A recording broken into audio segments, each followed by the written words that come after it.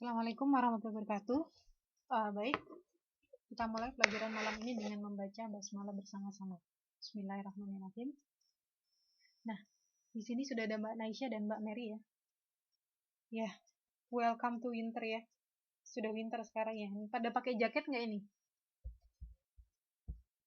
Halo?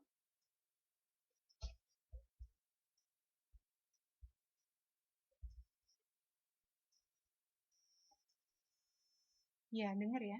Lapis 3 bis nih. Saya malah pakai jilbab di dalam ruangan ya, Mbak. Pakai jilbab. Lapis 2 sih, nggak lapis 3 sih. Pakai kaos kaki. Oke. Nah, sekarang kita masuk ke pelajaran sosiologi ya. Pelajaran yang ke pertemuan kelima di dalam kamar. Ya, saya juga di dalam kamar, Mbak. Ngajarnya di dalam kamar. Oke. Gimana kemarin mengerjakan soal sosiologinya? Gampang apa susah? Nah, saya upload ya soal sosiologinya ya. Yang di sini sudah mengerjakan, masuk toh Mbak, sangat susah. Ada semua loh ada semua di dalam buku, dan semua sudah saya terangkan kan di PPT itu, di PowerPoint itu yang saya terangkan aja, itu yang saya ambil.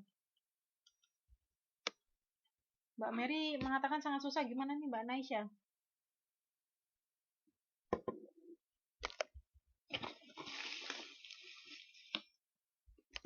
Susah juga nggak Mbak?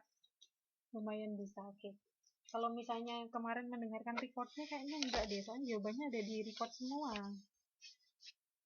Ini saya upload ya soalnya ya.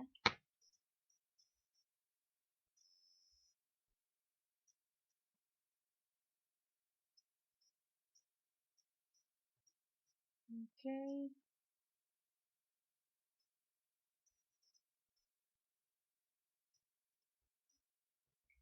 Nah, ini kan sudah mengerjakan semua, jadi nggak apa-apa ya, ini nanti saya bahas, tapi nggak usah diupload ya. Nguploadnya nanti setelah semua selesai.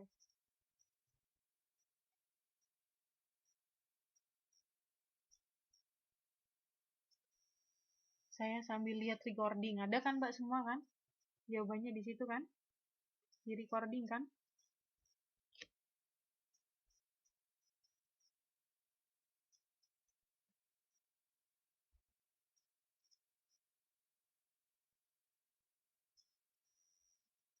Ini kok nguploadnya lama ya? Bentar.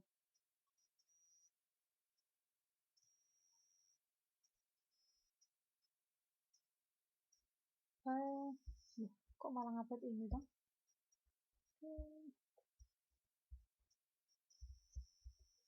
Saya upload soalnya dulu ya.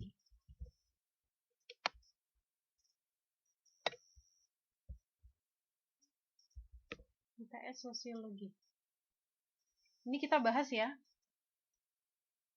biar tahu jawabannya apa kemarin.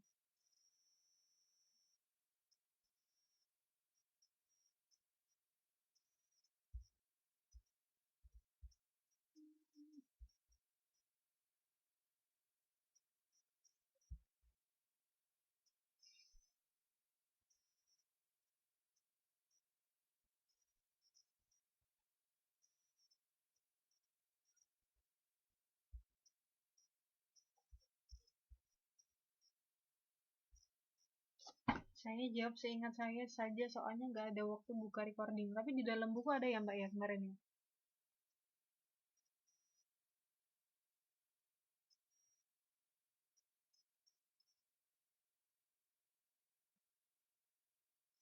Di dalam buku ada.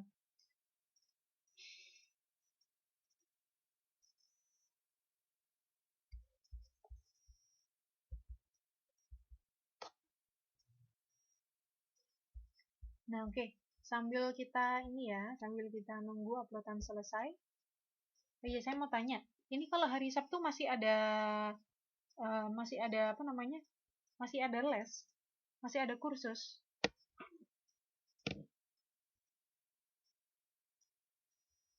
Masih ada nggak Mbak? Yang kursusnya?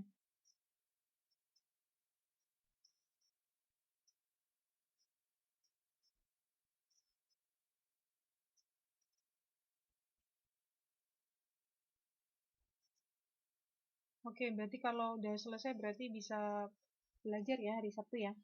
Oke, sambil kita nunggu nih ya, kita belajar dulu materi selanjutnya ya, yaitu mengenai, ya kita masuk ke pertemuan kelima nih ya, yang harusnya kemarin, hari Sabtu kemarin. Tapi ternyata nggak ada yang masuk.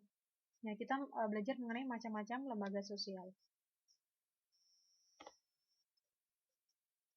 Yang pertama, Mbak Naisha kok malah keluar. Lembaga sosial, kita mengenal keluarga ya. Yang pertama adalah keluarga ya Mbak Miria. Jadi keluarga yang terdiri dari, di sini kita bisa lihat ya, jadi ada ayah, ibu, anak. Sebagai suatu keluarga, berarti keluarga sebagai suatu lembaga, yaitu memiliki hubungan darah, perkawinan atau adopsi, dan hidup bersama. Jadi karena dia memiliki hubungan ya tadi ya terdiri dari ayah, ibu, dan anak-anak ya, sebagai suatu keluarga, berarti keluarga itu merupakan suatu lembaga. Ya hubungannya tadi hubungan darah, perkawinan, atau bisa dari adopsi, dan kemudian hidup bersama. Nah, keluarga sebagai pranata ya, atau sekumpulan norma atau aturan atau pedoman ya, pedoman bertingkah laku yang ada dan harus diikuti karena telah disadari secara bersama dalam setiap kehidupan keluarga. Misalnya nih, adanya masalah ekonomi ya, kemudian saling menolong, saling melindungi yang lemah ya, anak ke bapak gitu kan, dan sebagainya. Nah, keluarga bagaikan suatu pemerintahan kecil, di mana ayah itu bertindak sebagai penguasa ya, sebagai leadernya, dengan landasan apa kalau keluarga? Dengan landasan kasih sayang gitu kan ya. Sedangkan ibu bertugas untuk apa? Untuk mengatur rumah tangga. Agar apa? Agar tercipta kehidupan yang sejahtera. Jadi ya kita semua punya keluarga ya. Jadi kita di keluarga kita ada ayah, ibu, kemudian anak gitu kan. Kenapa kok keluarga itu dikatakan sebagai lembaga? Karena dia memiliki anggota, ya anggotanya ayah, ibu, anak tadi. Kemudian setiap anggota itu memiliki peranan dan memiliki landasan dalam itu tadi, dalam tingkah laku, attitude-nya, memiliki peranan. Kalau ayah tadi peranannya adalah sebagai penguasa gitu kan ya, leadernya gitu. Kemudian kalau ibu mengatur rumah tangga. Kemudian anak,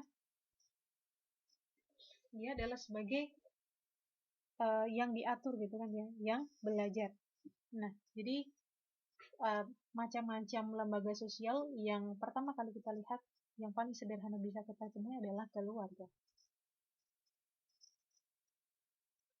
Nah, keluarga itu berperan membina apa? Membina anggota-anggotanya untuk beradaptasi dengan lingkungan, kan ya, baik lingkungan fisik maupun lingkungan budaya. Nah, bila semua anggota keluarga itu sudah mampu beradaptasi dengan lingkungan di mana ia tinggal, maka kehidupan masyarakat akan tercipta menjadi kehidupan yang tenang, aman, dan damai. Jadi, di dalam masyarakat itu kan terdiri dari beberapa keluarga kan, dari beberapa keluarga. Nah, apabila di dalam suatu keluarga tersebut beradaptasi ya, mampu beradaptasi dan bertingkah laku dengan baik, maka kumpulan-kumpulan dari keluarga tersebut ya di dalam masyarakat, maka akan tercipta lingkungan masyarakat yang baik pula. Jadi semuanya itu dimulai dari keluarga. Jadi dari lembaga keluarga. Jadi baik buruknya masyarakat itu juga ditentukan oleh edukasi di dalam keluarga tadi gitu kan. Nah, fungsi pranata keluarga itu sangat penting ya, artinya bagi masyarakat luas, karena inti keseluruhan penyesuaian diri itu setiap orang akan ditentukan di keluarga masing-masing. Ya nggak Mbak, setuju nggak Mbak masalah ini? Kalau misalnya inti keseluruhan penyesuaian diri ya, jadi penyesuaian diri kita itu akan ditentukan di keluarga masing-masing. Merasa nggak kira-kira? Kalau keluarga kita itu sangat menentukan tingkah laku kita, kemudian kemampuan kita dalam menyesuaikan diri, kemudian gampangnya attitude kita gitu loh. Kayak gimana? Kira-kira setuju nggak? Suaranya gedein, kurang jelas ya Mbak ya? Halo? Jelas nggak Mbak sekarang? Sekarang jelas ya?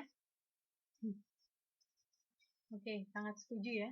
Jadi keluarga adalah yang paling dasar gitu, yang groundnya gitu kan, yang menentukan attitude, tingkah laku atau tadi sikap dari seseorang gitu kan ya, yang dari awal.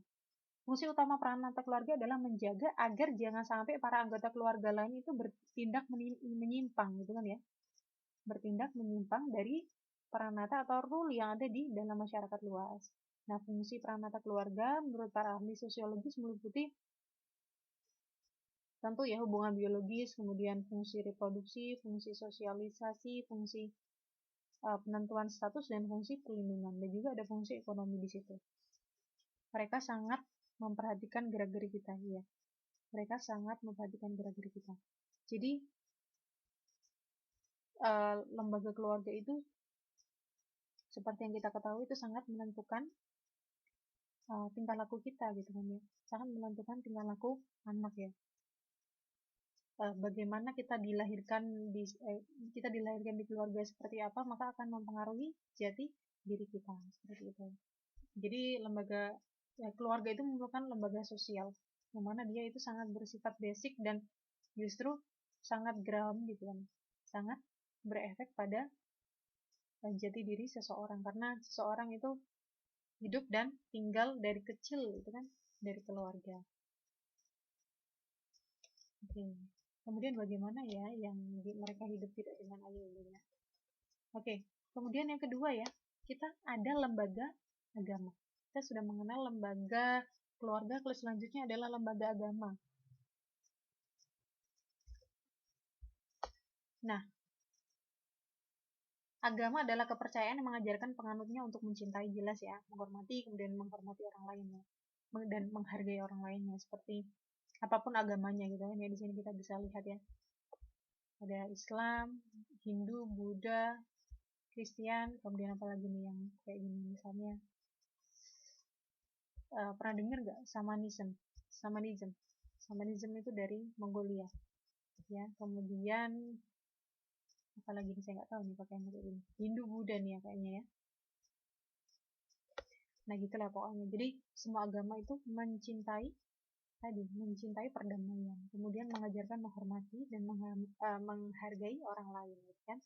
Nah, mencintai orang lain adalah suatu sikap atau perbuatan yang memperlihatkan orang lain tersebut adalah cinta, adalah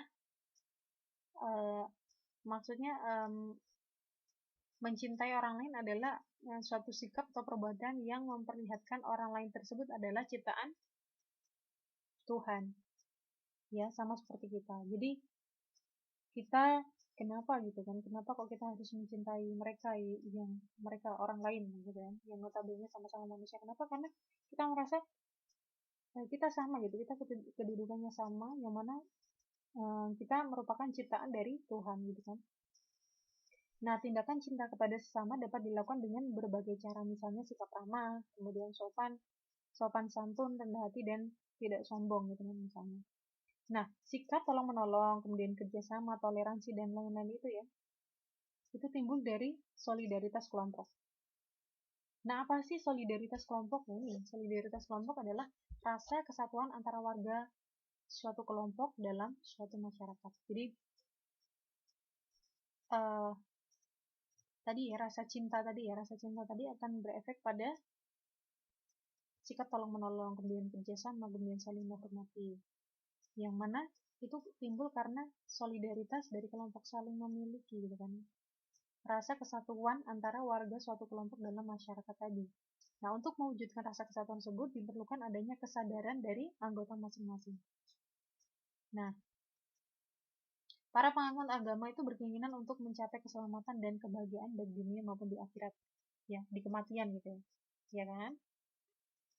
Nah, untuk mencapai keinginan tersebut, manusia tidak sanggup bertindak hanya dengan kemampuan dan kekuatan sendiri. Nah, religi atau agama, ya di sini kita bahas ya, lembaga agama itu mengajarkan dan memberikan jaminan dengan cara yang khas dalam membantu manusia untuk mencapai kebahagiaan dan kekurangan yang ada pada manusia. Dan setiap agama mempunyai cara yang berbeda-beda. Nah, Islam kita percaya orang bisa masuk surga apabila dia mengerjakan sholat 5 waktu, kemudian puasa, kemudian ibadah-ibadah yang lain gitu kan ya. kemudian hablum minallahnya bagus, dan hablum minannasnya pun bagus. Berbeda dengan Kristen misalnya, dia tidak perlu sholat, dia gereja gitu, tapi di sini ada hal yang sama antar agama, cara beribadahnya berbeda, tapi tujuannya adalah sama. Tujuannya adalah tadi, tujuannya adalah mencintai dan memiliki kehidupan yang baik, tidak hanya di dunia namun di akhirat. Nah, karena memiliki tujuan yang sama tadi, pada akhirnya akan tercipta suasana atau kehidupan yang selaras gitu kan, yang mana saling mencintai, saling menghormati, dan saling menghargai. Meskipun cara ibadahnya itu berbeda, namun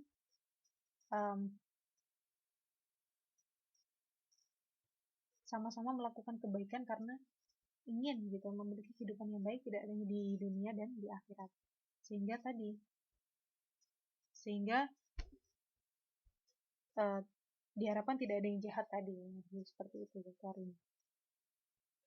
Nah, adanya agama dan religi itu menyebabkan pencarian manusia terhadap nilai-nilai moral berkurang, karena di dalam agama dan religi tersebut masyarakat telah menemukan berbagai bentuk norma moral. Nah, norma-norma religiusitas berguna juga bagi orang-orang yang sering melakukan tindak penyimpangan moral. Nah, misalnya orang yang suka menipu, mencuri, korupsi, dan lain-lain. Dengan adanya agama ini mengurangi tindakan hal-hal yang seperti itu gitu deh. Harapannya, logikanya, orang yang memiliki agama itu tidak akan melakukan hal-hal yang seperti itu. Jadi penyimpangan moralnya itu berkurang, bahkan harusnya tidak ada gitu. Kalau misalnya dia memiliki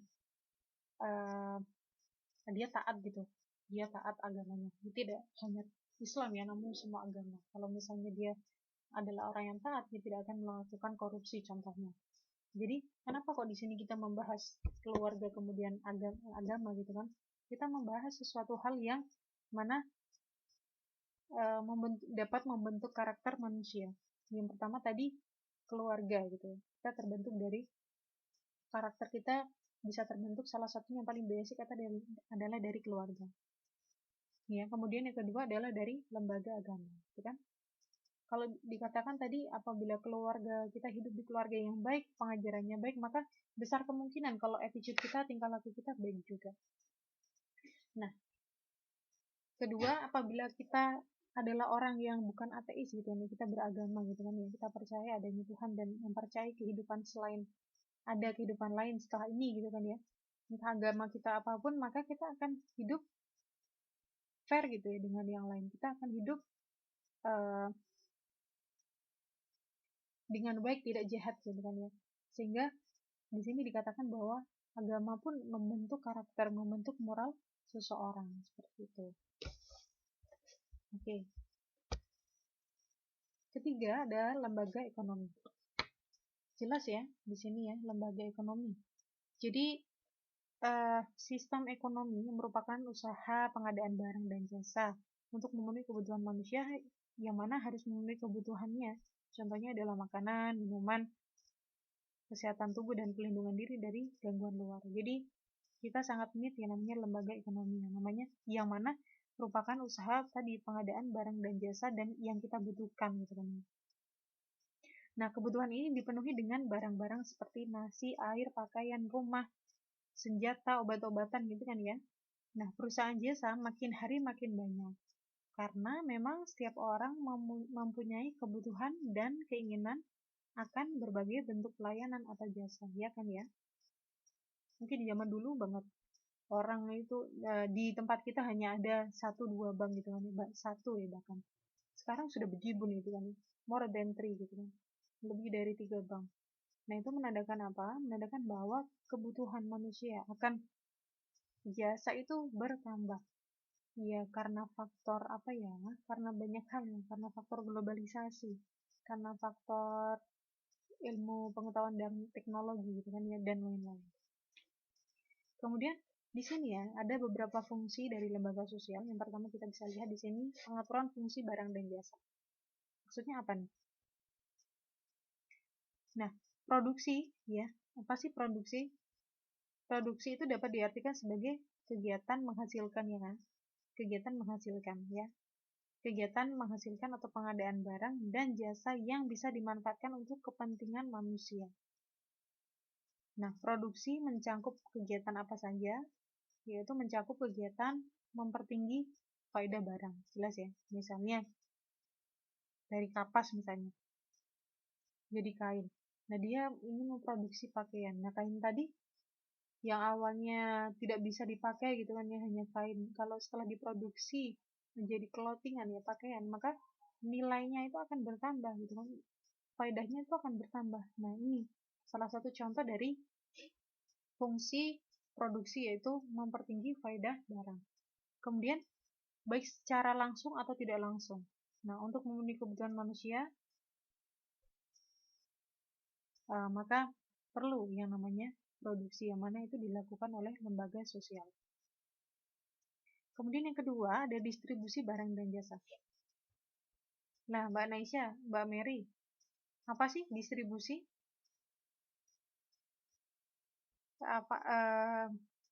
Ketika kita mendengar kata distribusi itu erat kaitannya dengan apa? Halo?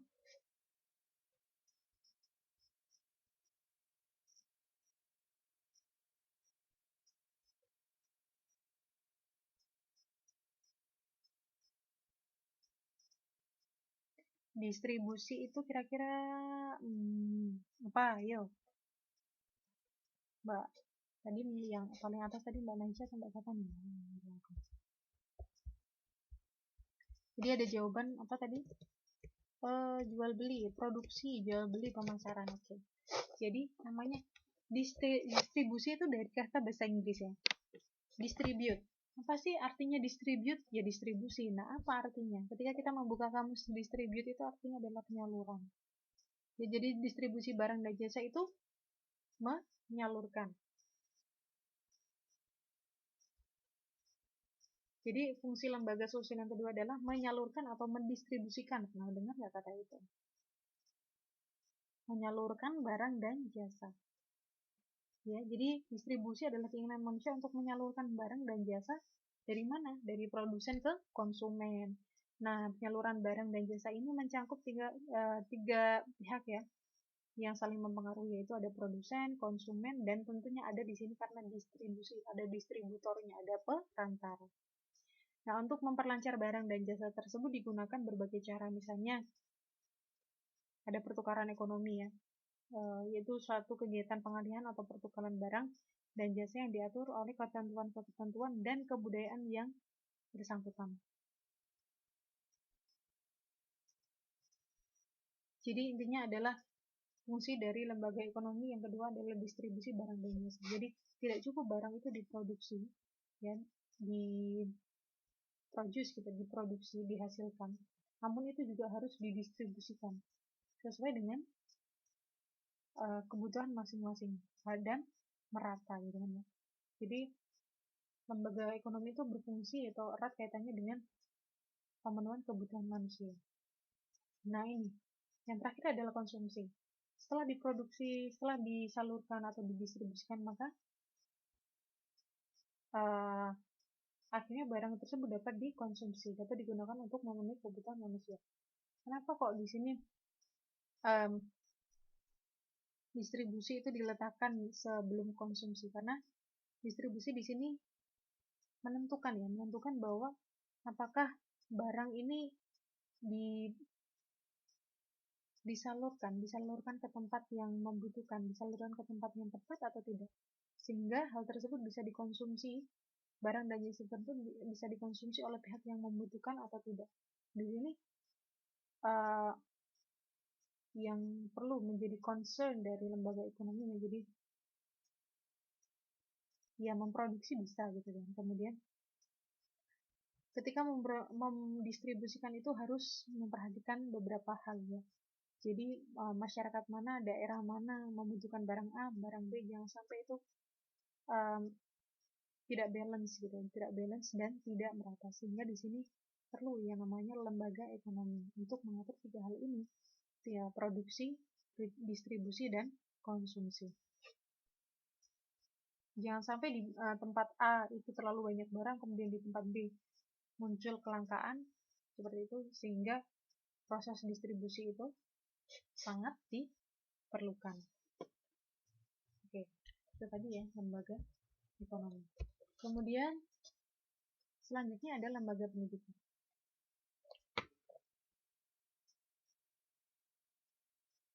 Ya, oke, ketika kita membicarakan tentang lembaga pendidikan ya,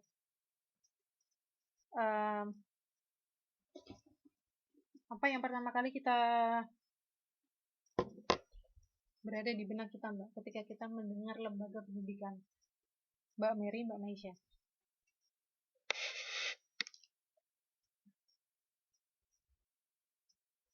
Halo? Sekolah ya, Mbak Mary langsung sekolah. Gitu. Saya juga pertama kali sekolah. Kemudian universitas gitu kan.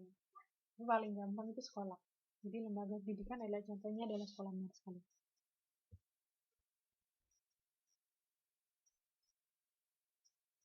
Nah, kira-kira apa sih fungsi dari pendidikan? Fungsinya adalah general ya, secara general adalah mempersiapkan anggota masyarakat untuk mencari nafkah. Ya enggak? Mengembangkan bakat perorangan demi kepentingan pribadi maupun untuk kepentingan umum. Kemudian apalagi? Kemudian melestarikan kebudayaan dan menanamkan keterampilan bagi partisipasi dalam demokrasi. Oke, tadi yang berhubungan dengan lembaga pendidikan selain sekolah ya, di sini mengatakan bahwa ini soalnya kok ada error nih kayaknya. Pelajaran, ilmu, dan pengetahuan itu ketika kita mendengar kata pendidikan itu tadi ya katanya dengan sekolah, kemudian pelajaran, ilmu, pengetahuan itu tadi ya. Jadi fungsi utamanya adalah tadi membuat orang menjadi pintar gitu ya, gampangnya membuat orang menjadi lebih valuable gitu kan ya. Kemudian mengembangkan bakat perorangan seperti itu. Nah, apa sih fungsinya as detail gitu, secara detail tadi secara general, kemudian sekarang secara detail. Yang pertama adalah bertindak sebagai perantara pemindahan warisan kebudayaan. Apa sih maksudnya ini? Jadi melalui proses pendidikan seseorang akan memiliki yang namanya sikap ya, pengetahuan maupun keterampilan yang merupakan wujud abstrak dari kebudayaan. Jadi secara tidak sadar kita sadar atau tidak sadari melalui proses pendidikan itu seseorang akan memiliki sikap, kemudian ilmu atau pengetahuan maupun keterampilan yang merupakan wujud abstrak dari kebudayaan.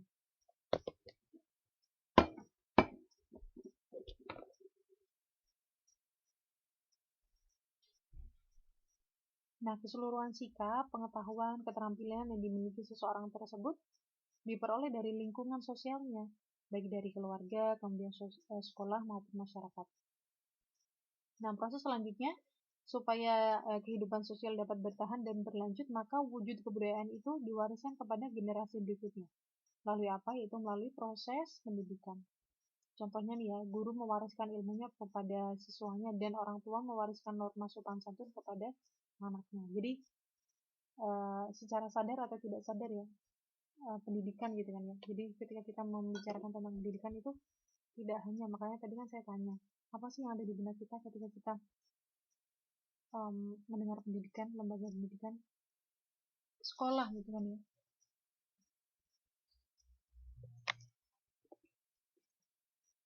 Contohnya adalah sekolah gitu kan ya. Namun ketika kita membicarakan tentang pendidikan, itu tidak hanya terjadi di sekolah, namun bisa juga terjadi di keluarga juga, di rumah juga, karena orang tua itu dapat mewariskan sikap atau tadi ya, attitude misalnya sopan santun kepada anaknya. Kemudian kalau di sekolah jelas misalnya seorang guru mewariskan ilmunya kepada siswanya. Kemudian di sini jelas ya, kalau misalnya lembaga pendidikan itu bertindak sebagai perantara pemindahan warisan kebudayaan ya. Oke, kemudian yang kedua, mempersiapkan peranan sosial yang dikehendaki oleh individu. Apa sih maksudnya? Jadi setiap warga dituntut agar dapat menjalankan peranan-peranan sosial yang dikehendaki di lingkungan keluarga ya, kemudian kerabat maupun masyarakat luas ya enggak? Kita kan ini ya, sebagai salah satu warga gitu kan ya, dituntut agar dapat menjalankan peranan-peranan kita gitu kan, di lingkungan, kemudian di keluarga, di kerabat maupun di masyarakat secara luas. Nah, peranan yang dikehendaki oleh masyarakat adalah peranan yang didasarkan pada nilai, norma-norma, dan harapan tertentu, ya kan? Nah, agar seseorang dapat melaksanakan peranan yang dikehendaki, ia harus mengalami proses pendidikan sesuai dengan nilai-nilai dan norma-norma yang berlaku. Contohnya misalnya, apabila nih ya, ada anak kemudian dikehendaki berperilaku sopan santun misalnya, maka ia dididik dengan norma-norma pergaulan dan tingkah laku anak terhadap orang tua. Jadi ketika kita ingin mempersiapkan seseorang gitu ya, mempersiapkan peranan sosial seseorang, misalnya anak kita gitu ya, misalnya anak kita ingin anak kita misalnya sopan, kita ingin anak kita memiliki attitude yang baik kalau dalam pergaulan. Jadi ya kita mengajarkan kepada anak kita tersebut tentang norma-norma gitu kan ya, tentang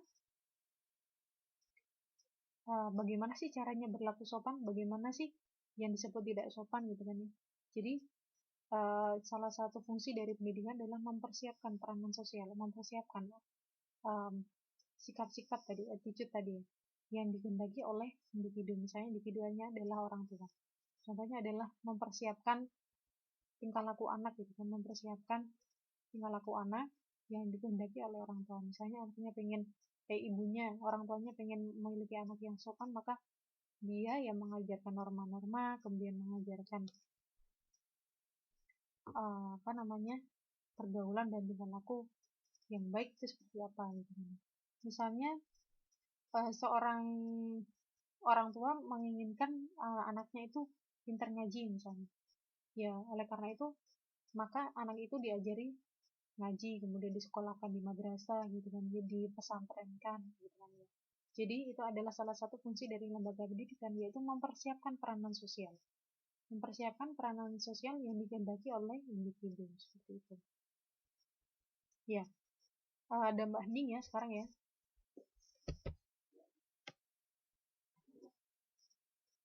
Oke, sekarang saya tanya nih, ini mumpung ada Mbak Ning. Kemarin kan saya minta semua UTS itu kan masuk di attachment dokumen Gmail, email ya. Saya tanya nih, teman-teman di sini udah pada ini belum diajarin cara membuat dokumen di Word dokumen? Sudah pernah diajarkan? Halo Mbak Mary, Mbak Naisha, Mbak Ning. Sudah pernah diajarkan belum cara menulis, membuat file di Word, Microsoft Word? Ini kok kayaknya error, cacatannya kayak error. Oke. Sudah Miss, kalau ada kelas fungsional. Nah kalau misalnya sudah, kenapa kok masih ada yang ngirim pesan ke saya by Facebook? Sebenarnya nggak apa-apa sih. Sebenarnya nggak apa-apa sih kalau ada yang ngirim di Facebook. Maksudnya sekalian belajar gitu. Dan filenya bisa tertata gitu kalau misalnya via Gmail. Gimana nih Mbak Amin?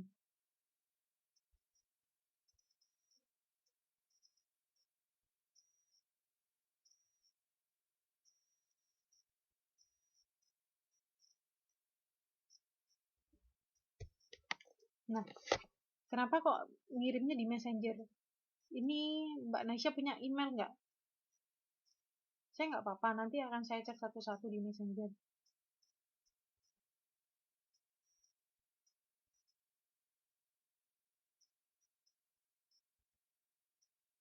Iya, PDF nggak apa-apa, boleh. Maksudnya kenapa kok dikirimnya via Messenger gitu, Facebook gitu? Kenapa gitu? Nggak punya email atau gimana maksudnya?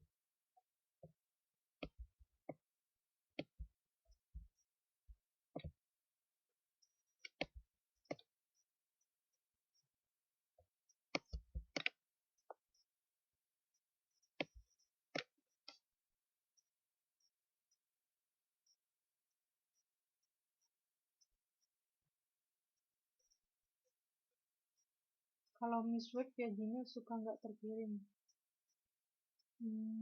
Gitu ya. Masuk tuh mbak attachmentnya mungkin ya yang salah nge-attach ya mungkin ya. Itu kan ada yang gambar klip gitu ya. Kalau di Microsoft Word itu klik aja di situ. Tunggu sampai mau proses uploadnya selesai ya. Tunggu sampai proses uploadnya selesai baru nanti send. Nah kalau lewat Google Doc bisa langsung nggak apa-apa, linknya saya dikasih. Pakai HP ya ngerjainnya ya.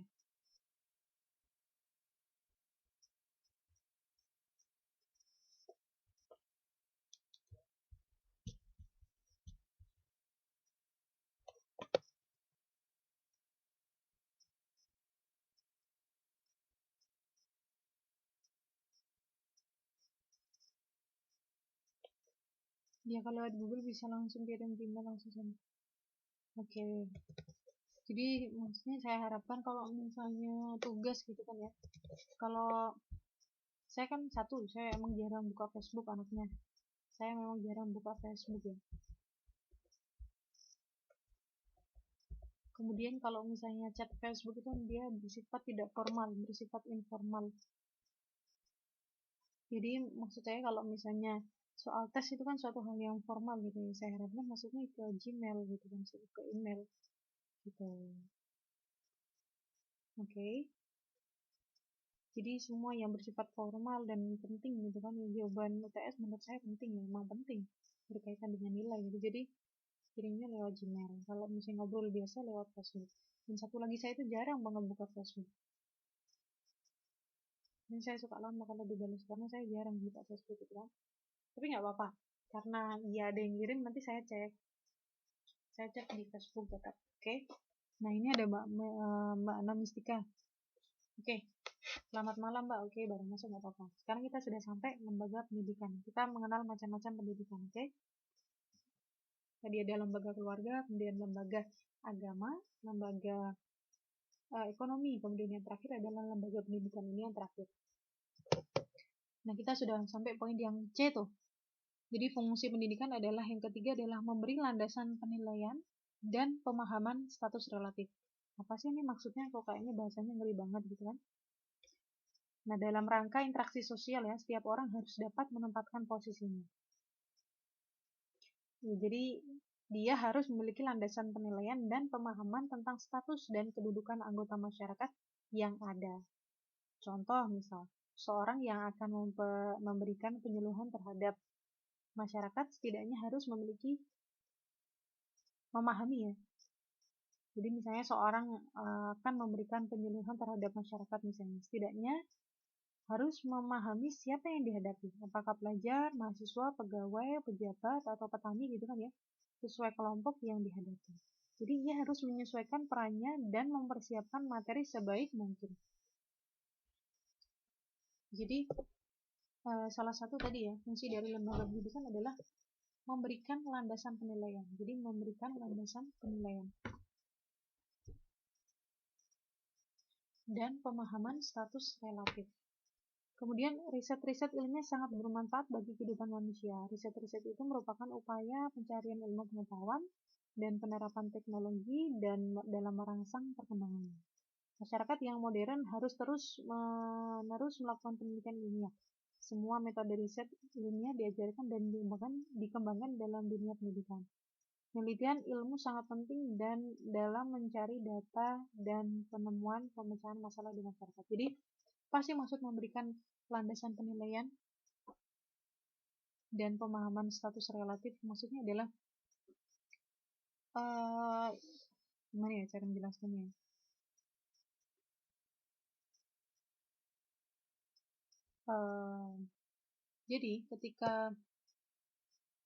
Jadi fungsi dari lembaga pendidikan adalah memberikan landasan penilaian. Jadi ada landasannya, ada dasarnya ketika kita menilai gitu, melakukan penilaian gitu, melakukan penilaian dan pemahaman terhadap status relatif. Misalnya, masyarakat ini tingkat pendidikannya seperti ini, kemudian masyarakat A itu kebanyakan pekerjaannya adalah seperti ini. Kemudian masyarakat B mayoritas adalah pegawai ini gitu kan ya. Nah, setelah kita memahami gitu kan ya, setelah kita memahami status relatif yang ada di daerah tersebut, kemudian setelah kita memahami status mereka gitu kan ya, kemudian kita di situ dapat kita jadikan landasan, sebagai apa?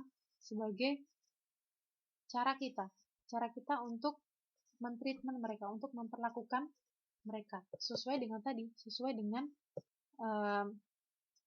pemahaman terhadap status mereka tadi. Kalau misalnya di sini adalah pejabat, kita dengan taraf yang seperti ini, dengan pendidikan yang seperti ini, kita menggunakan bahasa yang seperti apa.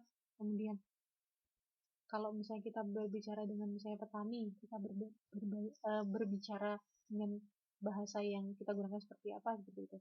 Jadi kita bisa di sini pendidikan itu bisa kita gunakan ya sebagai landasan penilaian. Nah, bukan berarti ketika kita berbicara dengan pejabat itu harus sopan, kemudian berbicara terhadap petani itu tidak sopan, bukan. Maksudnya adalah seperti ini. Ketika kita memahami status relatif seseorang atau suatu masyarakat gitu kan ya, karena relatif gitu ya, masyarakat gitu kan ya. Jadi ketika kita memahami, kemudian kita di sini contohnya adalah memberi penyuluhan misalnya. Misalnya, saya memberikan penyuluhan pertama sama-sama materinya adalah tentang pertanian. Yang pertama adalah mahasiswa, misalnya mahasiswa teknik pertanian. Kemudian yang kedua adalah di situ sama-sama kita berbicara tentang pertanian, tapi berbicara ke Pak Tani misalnya. Nah, ada di dalam bahasa itu namanya itu hipotesis. Hipotesis itu dugaan. Nah, ketika kita melakukan penyuluhan, kita bisa menggunakan bahasa hipotesis untuk untuk mahasiswa teknik pertanian. Nah, tetapi kita tidak bisa menggunakan bahasa hipotesis untuk petani tadi. Jadi, di sini yang kita gunakan adalah bahasa yang sesuai pemahaman mereka, bukan masalah sopan dan tidak sopan. Jadi, di sini fungsi dari pendidikan adalah memberikan landasan penilaian, memberikan pemahaman status relatif. Jadi, apa yang bahasa yang kita gunakan ketika kita menjelaskan A ke petani, kemudian menjelaskan A ke mahasiswa pertanian itu berbeda. Meskipun kontennya sama, namun apa yang dipahami oleh mahasiswa tadi belum tentu dipahami oleh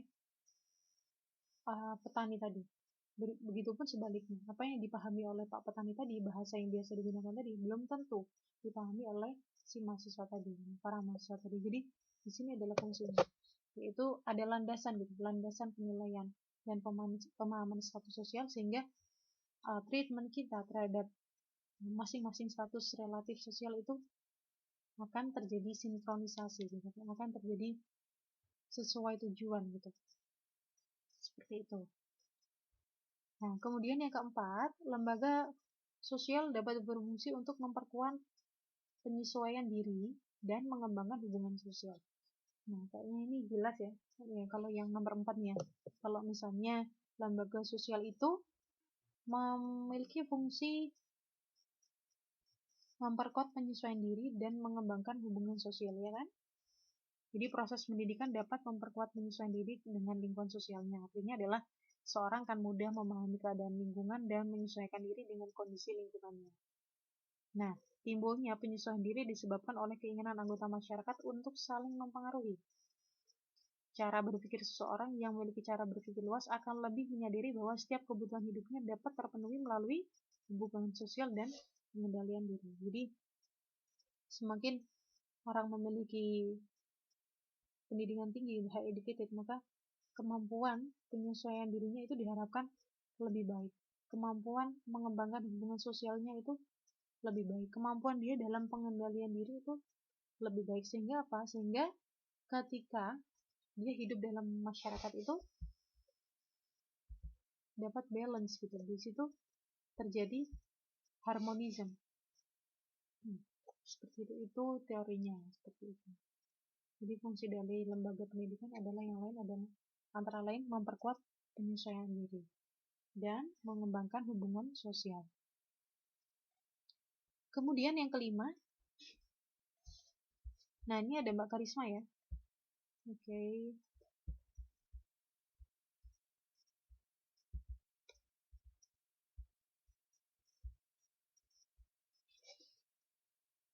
Kelima ada memberikan persiapan bagi peranan-peranan pekerjaan. Jelas ya kalau ini ya. Jadi fungsi pengenalan akan peranan-peranan ditemui melalui proses pendidikan baik di keluarga, sekolah maupun masyarakat. Nah, setiap masyarakat berperan tertentu dalam masyarakat yang harus dijalankan sebagai anggota masyarakat. Nah, seorang tidak akan secara langsung menjalankan peranan-peranannya begitu saja kecuali jika peranan itu telah menjadi bagian dari tingkah lakunya. Nah, kondisi tersebut hanya akan terjadi setelah mengetahui, mengenal, dan menghadapi peranan yang akan dimainkan. Jadi, dengan seseorang memiliki pendidikan, maka diharapkan dia itu dapat siap gitu. Siap di peranan-peranan dalam pekerjaan. Tidak harus pekerjaan tadi sebagai engineer atau apa. Dari yang basic dulu lah, sebagai seorang ayah di dalam keluarga itu seperti apa. Sebagai seorang ibu di dalam keluarga itu seperti apa. Gitu kan? Jadi, pendidikan itu dapat ini tadi digunakan untuk mempersiapkan bagi peranan-peranan pekerjaan. Kemudian yang terakhir adalah bantuan terhadap pencarian identitas moral. Nah, moralitas suatu masyarakat itu sifatnya baku ya dan dinamis. Nah, baku artinya apa? Artinya adalah aturan ya atau norma yang berlaku itu sudah pasti dan setiap anggota harus mengikutinya. Jadi kenapa kok misalnya bantuan terhadap pencarian identitas moral. Jadi moral suatu masyarakat itu sifatnya dinamis, sifatnya baku. Baku artinya itu dia pasti ya, pasti dan setiap anggota itu harus mengikutinya. Kenapa? Karena moral. Kenapa? Karena moralitas itu merupakan majority konsensus. Apa sih majority konsensus? Majority konsensus itu adalah konsensus mayoritas. Jadi misalnya mencuri itu kan konsensus. Jadi konsensus itu apa ya bahasa Indonesia? Konsensus sudah masuk bahasa Indonesia ya. Mayoritas atau majority konsensus itu gampangnya adalah semua masyarakat bahwa mengatakan bahwa mencuri itu adalah hal yang buruk. Jadi suara masyarakat ya, suara kebanyakan masyarakat, suara mayoritas masyarakat, majority konsensus. Suara, jadi majority konsensus adalah suara atau ya suara kebanyakan masyarakat ya, mengatakan bahwa mencuri itu adalah jelek. Oleh karena itu sudah pasti baku gitu, sudah pasti baku bahwa ya mencuri itu hal yang jelek, maka kita harus mengikutinya, mengikuti untuk tidak melakukannya. Nah, seperti itu. Nah, kemudian apa yang dimaksud dengan dinamis? Jadi moralitas tadi ya, selain dia sifatnya baku, dia juga sifatnya dinamis. Artinya bahwa pada saat tertentu aturan dan norma tersebut dapat berubah. Kenapa? Karena kondisi masyarakat itu menghendaki demikian. Ada yang bisa memberi contoh nggak, Bang? Kalau misalnya moralitas itu dia sifatnya dia dinamis. Misalnya norma itu di sini dikatakan bahwa norma tersebut dapat berubah karena kondisi masyarakat menghendaki demikian. Bisa memberi contoh nggak tentang ini misalnya? Mbak Anamistika, Mbak Hening, halo, Mbak Karisma, Mbak Mary, Mbak Naisha. Di sini tadi kan moral itu bisa bersifat baku dan dinamis. Baku karena dia majority konsensus tadi. Kemudian dikatakan juga dinamis.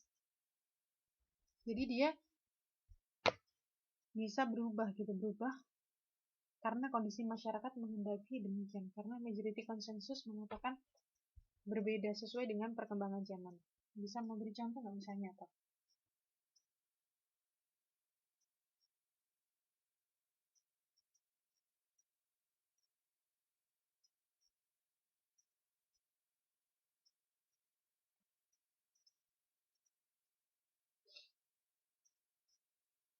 Nah, oke.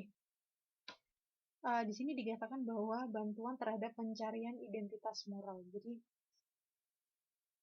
pencarian identitas moral. Bantuan terhadap pencarian identitas moral itu. Gimana kalau saya memberi contoh seperti ini? pada zaman dahulu, ya, pada zaman dahulu, zaman nenek moyang kita, sebelum Ibu kita Kartini, itu tuh perempuan kan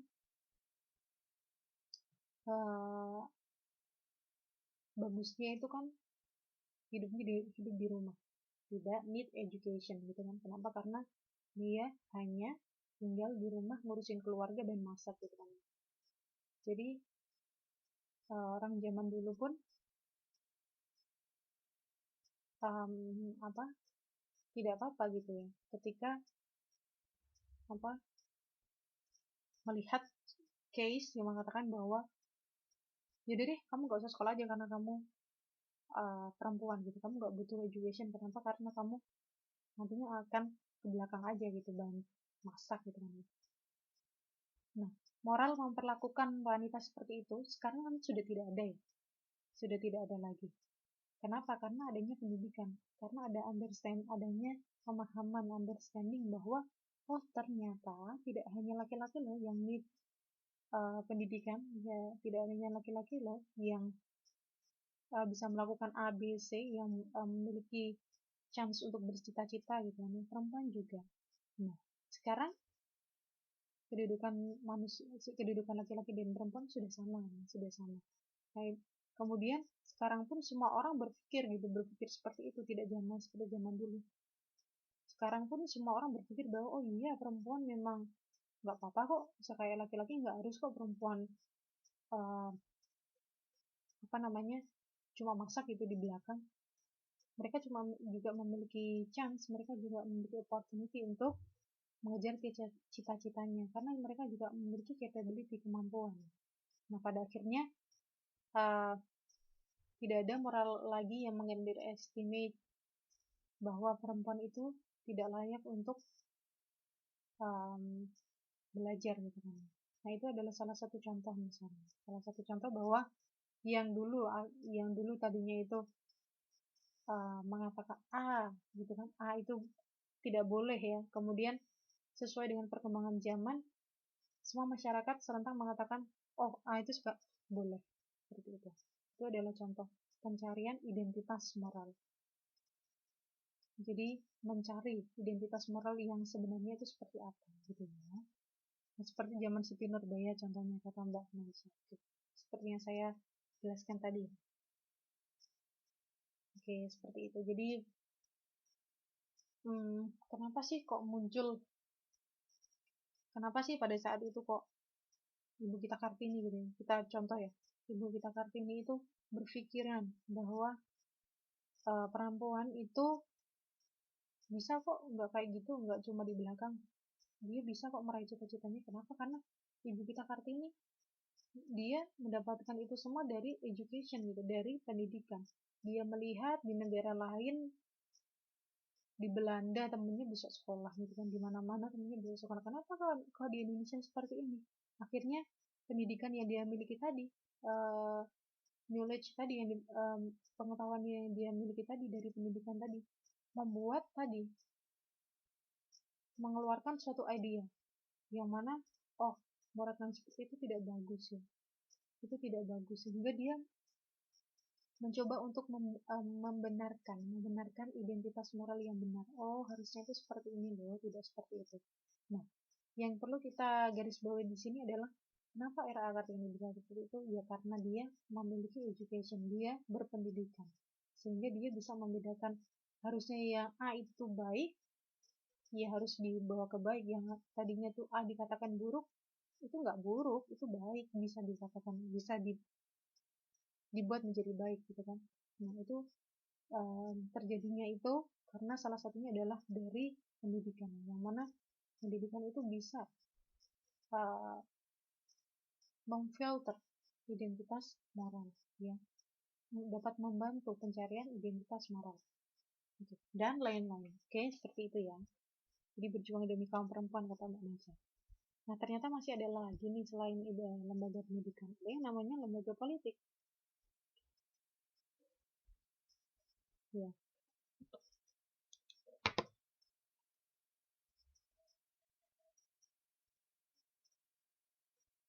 Nah, di sini kita langsung saja ini ke fungsi dan peranan politik itu Pertama dalam lembaga melalui norma, melalui undang-undang. Jelas ya, kalau misalnya lembaga politik itu dia adalah lembaga normal, melalui apa? Melalui undang-undang. Jadi ada undang-undang yang mengatur mengenai lembaga politik. Kemudian melindungi warga negara. Jadi salah satu fungsi dari lembaga politik adalah melindungi warga negara. Jadi pemerintah untuk melindungi segenap warga negaranya dari serangan bangsa lain, ya, di Indonesia pemerintah membentuk sistem pertahanan dan keamanan rakyat semesta atau HANKAM rata. Nah, ancaman dari luar terhadap suatu daerah dan masyarakat akan dianggap sebagai suatu ancaman bagi kesatuan dan persatuan. Nah, oleh karena itu, pemerintah dan rakyat bersama-sama mempertahankan bangsa dan negara dari serangan musuh. Jadi, dia bersatu, ya, membentuk yang namanya lembaga politik tadi.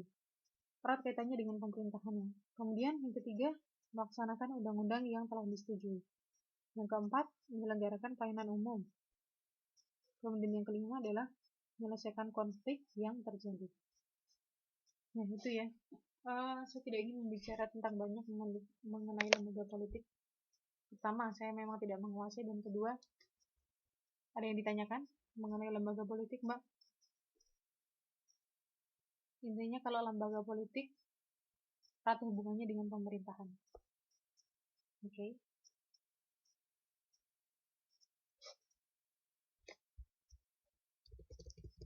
Ya, enggak ya, kayaknya.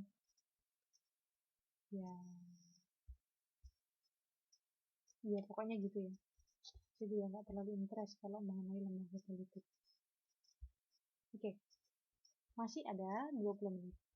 Oke.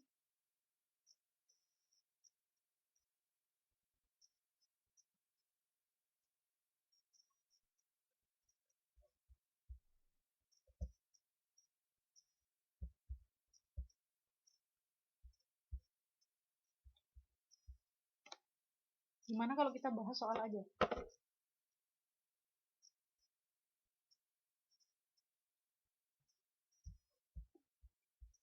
Oke, kita bahas soal aja ya. Kita bahas soal aja. ITS Sosiologi. Nah, di sini udah pada ngerjain semua kan, tapi ini saya bahas, tapi nanti pada belum ngirim nanti. Di sini ada Mbak Mary, udah, Mbak Naisha udah, Mbak Anamistika juga udah ya. Mbak Karisma udah belum? Mbak Ning. Kalau yang atas belum saya cek. Kalau Mbak Mary kan di paling awal tuh. Udah ya, udah semua ya. Mbak Naisha udah ya. Mbak Ning kayaknya lewat message Facebook nih ya. Mbak Hening, Mbak Karisma, Mbak Anamistika. Saya tanya aja lah ya. Gimana Mbak, udah belum?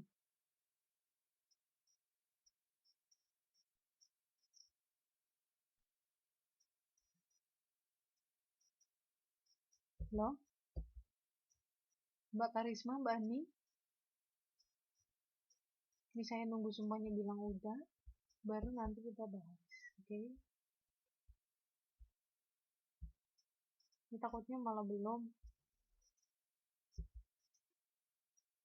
Hari ini terakhir pengumpulan misi ya. Hari ini memang terakhir, tapi kadang-kadang ada yang masih sibuk, Mbak. Ada yang sibuk, belum ngerjain, nggak apa-apa. Nanti kalau untuk yang tepat waktu nanti saya tambahin lagi. Jadi biasanya saya gitu sih. Biar fair, yang ngumpulinnya tepat waktu, ya saya tambahin nilai. Tapi nggak apa-apa. Saya memaklumi. Nah, gimana nih Mbak Karisma, Mbak Hani, Mbak Ana Mustika udah ngumpulin belum?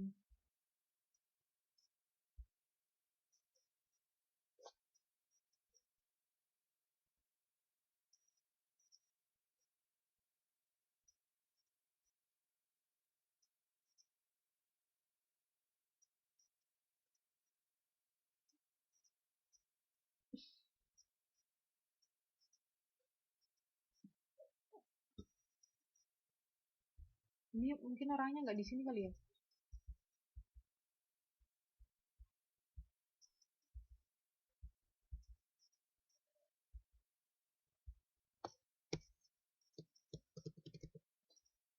Oke, mungkin dibahas lain kali aja. Oke, lain kali aja ya. Tapi masih 24 menit nih. Ada yang ditanyakan, Mbak? Mau tanya apa?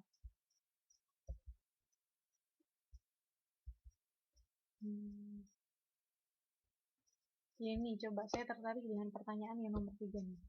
Ini kan nggak harus, ini kan pendapat masing-masing ya.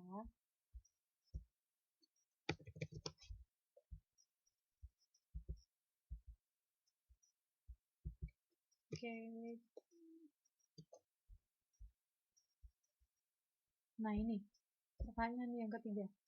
Sebagai masyarakat Indonesia yang hidup di luar negeri, bagaimana sikap Anda dalam menghadapi modernisasi yang terjadi di sekitar Anda tanpa menghilangkan ciri khas Anda sebagai bagian dari masyarakat Indonesia? Kalau ini jawaban nomor 3 ini nggak ada benar dan salah, semua nanti saya benarkan. Kenapa? Karena kan bagaimana sikap Anda. Jadi di sini saya hanya ingin tahu, saya hanya ingin tahu bagaimana sikap dari teman-teman ya mengenai tadi dalam menghadapi modernisasi yang terjadi di sekitar kita tanpa menghilangkan ciri khas kita sebagai bagian dari masyarakat Indonesia.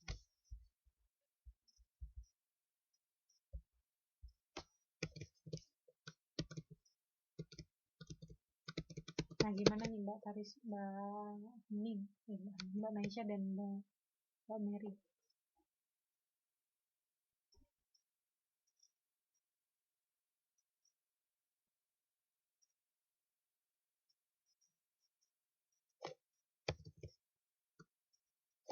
Ya, itu tanggapan pribadi sih. Kan bagaimana tanggapan Anda, sikap Anda. Jadi itu gimana Mbak Karisma? Udah selesai belum?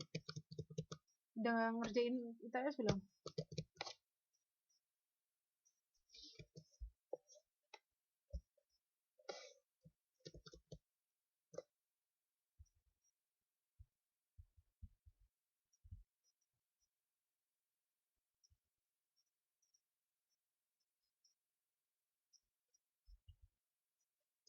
Ya udah, kalau gitu kita bahas minggu depan aja ya, kalau misalnya belum pada selesai ya.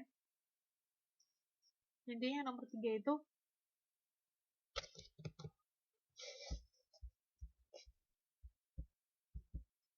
oke. Kalau yang pertama jelaskan perbedaan modernisasi dan westernisasi, ini kayaknya udah kan berkali-kali saya terangkan kan. Kemudian yang kedua, sebutkan dan jelaskan faktor penyebab perubahan sosial dan kebudayaan dari luar masyarakat. Ini ada di buku loh. Kemudian yang ketiga, sebagai masyarakat Indonesia yang hidup di luar negeri, gimana sikap kita? Nah, sikap kita ini depends. Jadi nggak ada jawaban salah dan benar. Kemudian jelaskan bagaimana kelembagaan sosial masyarakat tradisional dan masyarakat modern. Nah, ada juga di buku tuh. Kemudian yang kelima, jelaskan secara singkat bagaimana proses pelembagaan. Ada juga di recording. Nah, karena di sini ada yang belum mengerjakan, kita akhiri aja ya kelasnya ya. Oke? Kita akhiri aja kelasnya.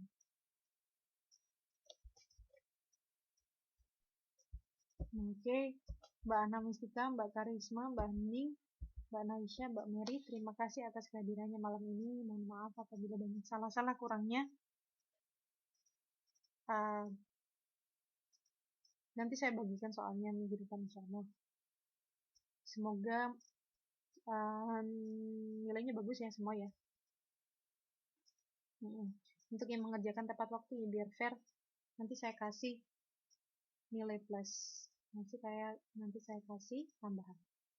Sampai ketemu di hari selanjutnya besok ya. Besok mau pelajaran apa? Bahasa Inggris. Oke, besok kita pelajaran bahasa Inggris ya. Nanti Sabtunya ekonomi. Oke, selamat istirahat. Dan marilah kita tutup pelajaran malam ini dengan membaca hamdalah bersama-sama.